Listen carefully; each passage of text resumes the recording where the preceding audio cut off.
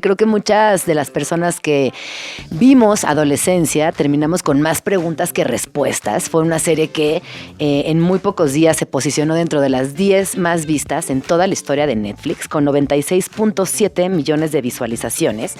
Y esto nos habla de la necesidad que tenemos como sociedad de encontrar esos puntos de encuentro para abordar temas que tienen que ver con cuidados, con adolescencia, con estas brechas generacionales que son evidentes, pero que esta serie las hizo ver en ejemplos realmente palpables.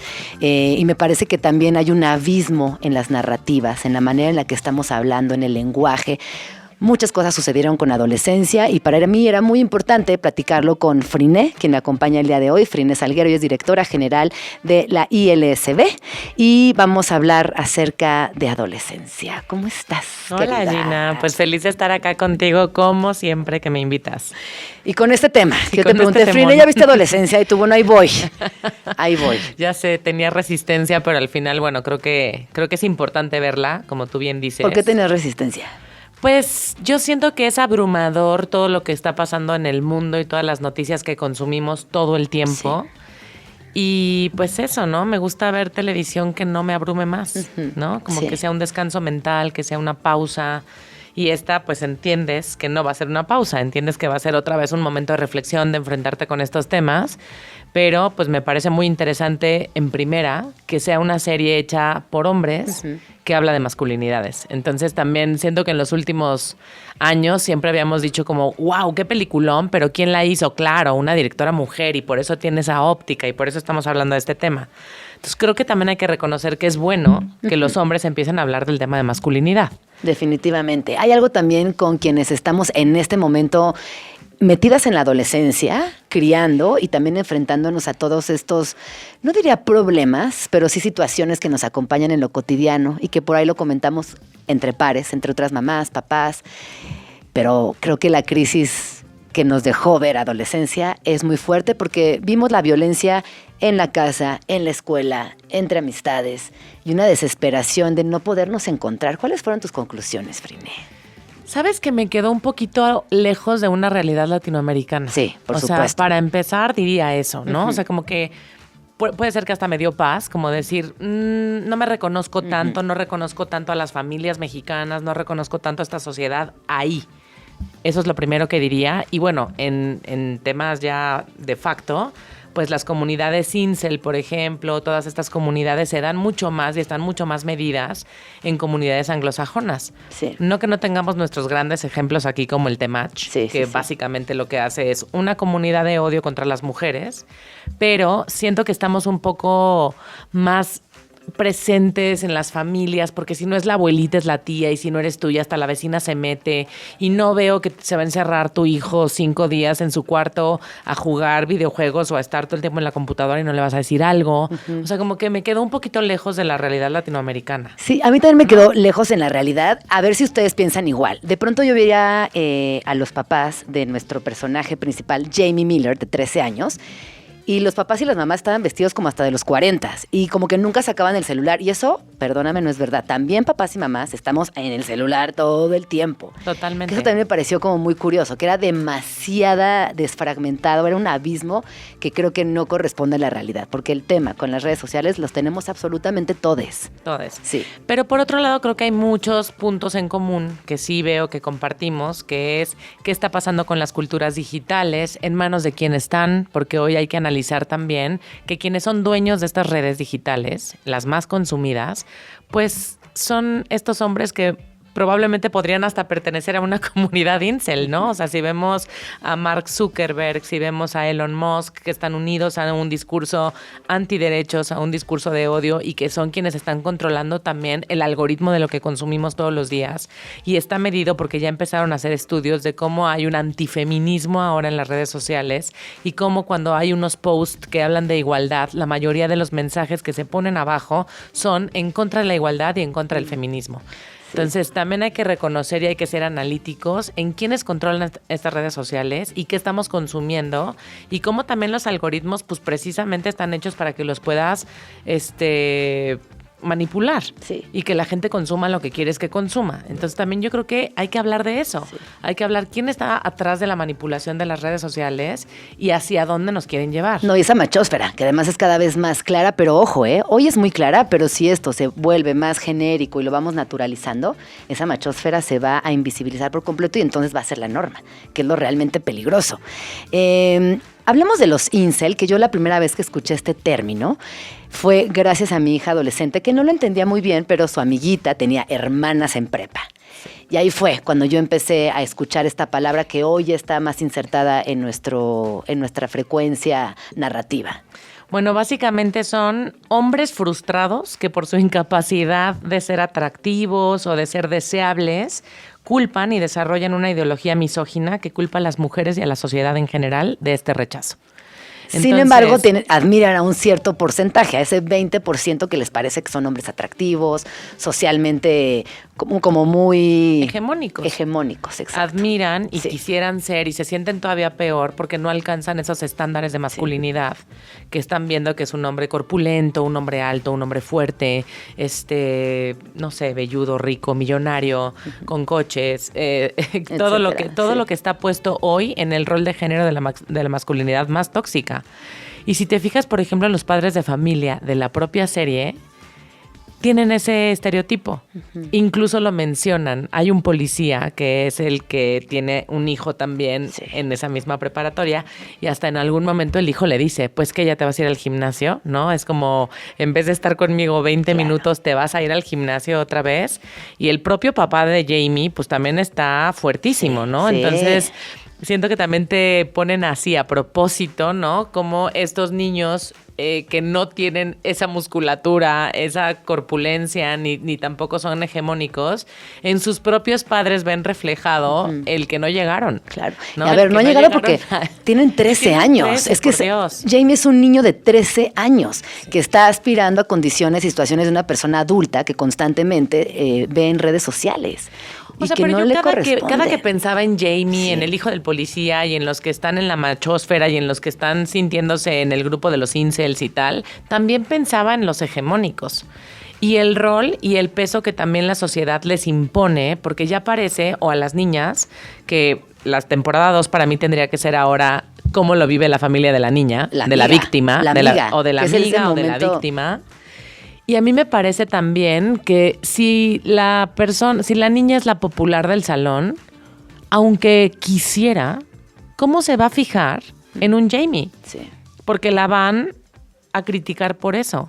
Entonces también es como, no solamente estamos viendo cómo se construye la identidad de los roles de género en la adolescencia, sino también esas pequeñas cajas en donde todo mundo tiene que encajar y hacer lo que le corresponde en ese rol social que se ha construido, que es súper tóxico y del cual no podemos salir. Entonces el débil tiene que ser como súper débil, buleado, golpeado. El fuerte y el alto tiene que ser un gandalla que va y golpea a los otros. La guapa tiene que desear únicamente a los que son deseables y no a los que no lo deberían de ser. Sí. Entonces, también estamos viendo eso, ¿no? Como un reforzamiento de los estereotipos que no hemos tenido la capacidad ni en las escuelas y probablemente en las familias estamos tratando y luchando contra esos estereotipos y salir de ahí. Sí. Hablemos de la escuela, que para mí, Frine, te voy a ser muy sincera, tuve que parar el episodio 2 veces, porque para mí enfrentarme a esa realidad que ya venía medio masticando hace mucho tiempo fue tremendo. Hay una deuda importante de la sociedad frente a la escuela y frente al aula en específico, que pensaríamos que son los lugares más seguros o esos lugares que permiten un ecosistema donde se amplía el intelecto, la crítica, hacemos amistades, disfrutar ir a la escuela. Hoy estamos frente a una crisis de educación tremenda en el mundo. Y ahí sí, sea la escuela que ustedes me digan, la más cara, la más alejada, la del campo, todas las escuelas tenemos una crisis fuertísima. La parte de la escuela me destruye. O sea, me destruye porque no solamente muestra la crisis de la cual estás hablando, en donde la escuela y la escolaridad mundial no se ha sabido renovar. Está aferrada a tener como los métodos anquilosados en los que ya están, pero también están luchando contra ¿qué pasa con la atención, con las redes sociales, con que los niños y las niñas ya no quieren leer un libro, ¿no? Y entonces mejor recurres al resumen o mejor recurres al resumen que te da la inteligencia artificial. Y cómo no solamente tiene que ver con que si puedes leer el libro o no y tienes la capacidad de concentración, sino con todas las habilidades que se desarrollan, tú lo sabes perfectamente porque siempre has sido una promotora de la lectura, en esa parte de leer, de escribir. Entonces yo creo que estamos atrapados en un limbo entre cómo sí rescatamos las cosas esenciales de la educación que tienen que seguir pasando aunque el mundo sea modernísimo, pero cómo también hacemos que la escuela sea deseable y atractiva en un mundo que ya cambió. Yo no me puedo imaginar ser profe de prepa hoy por hoy o de secundaria. Es que de verdad, y también ser adolescente. Es que creo que desde este lugar tan adultocéntrico sentimos o minimizamos mucho de lo que está pasando en esas expresiones naturales por edad, pero también en esas expresiones naturales por vocación, que es ser profe, que hoy es muy complejo. Es muy difícil. Yo también siento que luego damos como un salto cuántico, incluso velo en los sistemas de cuidados, ¿no? Quienes son sujetos de cuidado son las infancias, de 0 a 6, de 0 a 8. Uh-huh. Pero en cuanto eres adolescente, bye. Los espacios públicos se remodelaron para las infancias también, pero no para las adolescencias. Sí. Entonces sigue siendo una población en abandono, sí, pero además sigue siendo una población que de un día para el otro consideramos ya autónoma e intocable. Y yo creo que sigue siendo una transición muy importante en donde necesitan cercanía, apapacho, atención, espacios, ¿no? Que los acompañamiento. O sea, ahí lo que ves es que, bueno, como ya son adolescentes, ¿por qué me voy a meter a preguntarle, a cuestionarle su individualidad de decir si está 7 días pegado a la consola o a las redes sociales? Sí, porque y yo digo, hagámoslo. No, porque esta orfandad de las juventudes también es una narrativa que ha venido existiendo desde hace años y ahí también nos tenemos que renovar. Ya nos quedó clarísimo, tenemos que hacer un acompañamiento. Y quien haya dicho que primera infancia de 1 a 7 y luego prepubertad y luego adolescencia, eso también habría que revisarlo, rediseñarlo incluso y estar presentes. O sea, ¿cómo estás presente? Estás trabajando 60 horas al día. Es lo que te iba a decir, que te lo dije llegando al programa. O sea, me parece que también lo cruza con una crisis de cuidados. Por ejemplo, cuando mandan llamar a la mamá de la amiga que está en un duelo tremendo, la amiga por lo que más se preocupa es porque la mamá va a tener que dejar el trabajo para ir a recogerla. Y sí, tú los ves y están todo el tiempo solos y solas, pero yo digo, ¿cómo acompañar? O sea, de verdad nos pone el sistema que nos pone a producir 24/7, no solo a producir, a estar ejercitadas y ejercitados, a cumplir con la alimentación, o sea, cumplir con todos los estándares, que además ahora el wellness también se reconfigura en el sistema capital y nos exige y nos demanda todo el tiempo hacer más cosas, ¿no? Entonces yo digo, salir de ahí y de la falta de tiempo y de no poner en virtud o en la importancia que necesita el tema de hagamos tiempo para cuidar, para cuidarnos mutuamente. No hay tiempo. No hay tiempo. Ahora, Frine, la pregunta de preguntas, y que creo que esto también ha desatado un montón de respuestas inconexas. ¿Por qué sentimos empatía por Jamie? ¿Qué pasa ahí? Bueno, porque también yo creo que Jamie no es ese monstruo, ¿no? Como también los sistemas de justicia. ¿Cómo lo señalan? Claro. O sea, por supuesto que es un asesino y también, ojo, hay que ver qué tanta empatía sentimos cuando él también tiene ataques de ira, cuando está con la psicóloga, con la trabajadora social, como que se muestra muy bien como esa parte, ¿no? Disfuncional de él como persona. Pero lo que yo digo es, cuestionémonos en nuestros sistemas de justicia que no son ni restaurativos, ni restauran a las familias ni las víctimas, pero tampoco a los victimarios. No son sistemas de reinserción social que realmente trabajen para decir, bueno, ¿qué pasó aquí? ¿Y cómo lo podemos restaurar? ¿Y cómo podemos además hacer casos ejemplares para la no reincidencia de estos casos? Porque lo que pasa en realidad es que, bueno, perfecto, lo refundimos en la cárcel para siempre, lo cual estamos, dañando a más personas cada vez. La sociedad cae el estigma también sobre la familia, claro, ¿no? Y entonces la familia también queda condenada para siempre y eso se ve muy claramente en el último capítulo. Las mujeres cargando con el peso porque la hija, por ejemplo, sí, otra vez, es como, ¿cómo hicimos a una hija tan buena y a un hijo tan malo? Y otra vez la hija cargando con el peso del drama familiar completamente. Que yo digo, siempre las mujeres cargando con las crisis de cuidados, con las crisis familiares, con las crisis, ¿no? No, y que ella incluso dice, no vamos a abandonar a nuestro Jamie. Ajá. Y es la única como que lo ve así. Sí. Pero yo sí creo que también tenemos que empezarnos a cuestionar cómo generamos lo que queremos ver o a lo que le llamamos justicia o las justicias, pero desde un caso mínimo de acoso y de bullying escolar. cómo estamos haciendo que la gente hable entre sí, que la gente que hace el daño reconozca que hace un daño, que pueda preguntarle a la otra persona si quiere una reparación o no, que puedan mediar entre las personas que están inmersas en la discusión y en el problema y que no todo empiece a ser mediado por externos y entonces las partes involucradas nunca se tocan. Es que el tema con las partes involucradas que nunca se tocan y que creo que también se ve muy claro en esta conversación sobre adolescencia, la serie de Netflix, es que las narrativas digitales nos alejan cada vez más. Entonces, tú estás conviviendo con una persona en tu casa y un grupo de amistades de tu hija, hijo, hije, y resulta que tienen todo un código no oculto, pero digital, al cual tú, mamá, cuarentona, cincuentona, pues no estás teniendo acceso y aunque lo tuvieras, no lo estás entendiendo. Yo le pregunté tal cual a mi adolescente y le dije, oye, a ver, explícame si lo de los emojis tal cual. Y también me dijo, ay, están exagerando, Mil. Tampoco es que tengamos así que bola negra y entonces ya te destruyó el autoestima porque significa que eres un... O sea, no. Okay. Tampoco, o sea, bueno, me dijo como siento que no es tan así, tan explícito. Por supuesto que tienen una vida en redes sociales, eso es innegable. Sí. A la cual también deberíamos aprender a acompañar, ¿no? Sí, porque además yo no sé si tú sepas, pero el cyberbullying en un 80%, este es un número muy alto, se recibe de personas cercanas. No es el desconocido en Roblox que te está diciendo que tienes un pelo de no sé, de escoba. No, es tu amiga, es tu cuate, es tu primo. O sea, el cyberbullying viene directo de la gente que te topa, que te conoce. 100%. Y eso es fuerte, porque nosotras decimos, no, es que en Roblox, no, es que en Minecraft. No es cierto, es la persona que conoce. 100%, y por eso creo que también tenemos que llevar lo digital a lo material. Sí. Y poner a la gente a discutir, aunque sea un ciberacoso, tratarlo de arreglar en la materialidad, sí. en confrontar a la gente ojo a ojo, ¿me explico? O sea, llevémoslo de nuevo al plano humano, a decir, no es un holograma que vive en una computadora a quien estás insultando todo el tiempo, es una persona de carne y hueso a quien te encuentras de lunes a viernes en tu escuela. Uh-huh. Entonces, ¿qué hacemos con eso?